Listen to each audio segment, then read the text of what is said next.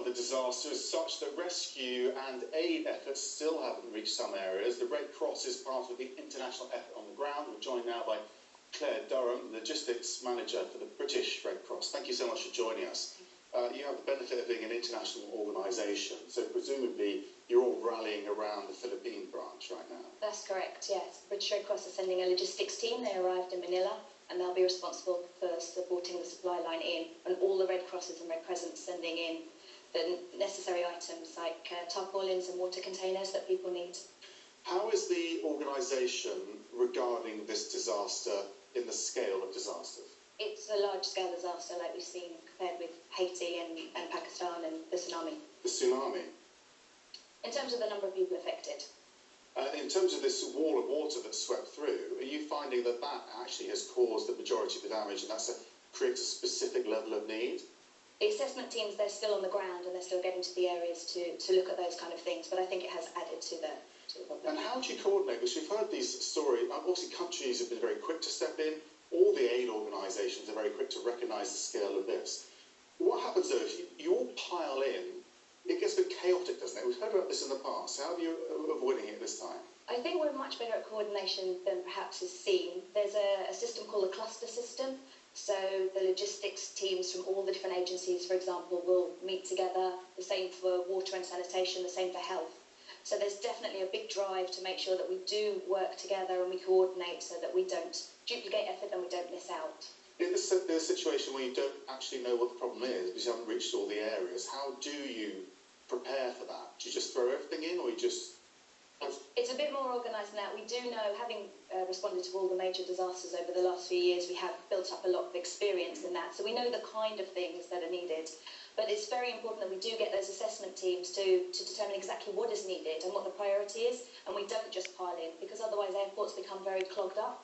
We need to be prioritising what comes in and when. So it can look sometimes a bit slow, but it's about doing it properly and coordinating it and getting the right things in at the right time. I was talking to a counterpart at a different aid agency today. They were planning to go into a particular city, but then they were warned that the security is a problem there, so they're delaying that. Are you finding that as well?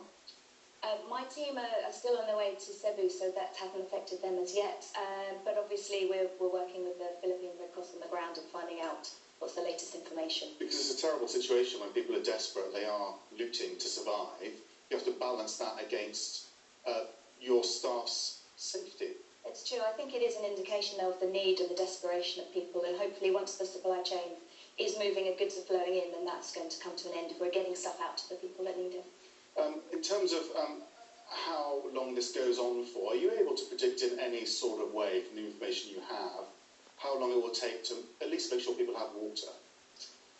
No, the assessment teams are still looking at that, but we've planned to have a team available for the next 4 months, a 4 rotations team, so it's probably going to be a 4 to maybe 6 month scale response. And this first period is very important, isn't it, in terms of preventing disease and making sure people survive, that first day and a half? Yeah, so the key things are having fresh water. There's a team from the Spanish Red Cross who are going in to provide that. We've got health teams going in to provide first aid and basic treatment like that.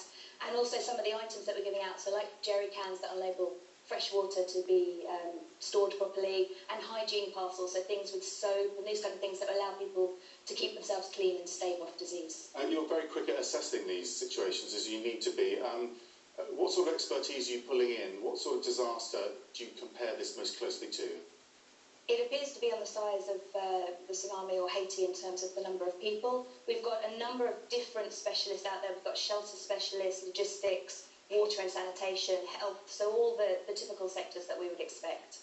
And in terms of fundraising, I guess you here in the UK, you're focusing on that, and your counterparts in other countries, your priority now will be getting money together, basically, to send the resources in. So we have an appeal on our website, which is redcross.org.uk. We think we've reached about 1 million now, but obviously there is a pressing need, so the more that people can provide, the more that we can able to spend it. Are you getting a sense that this story is resonating with people at home?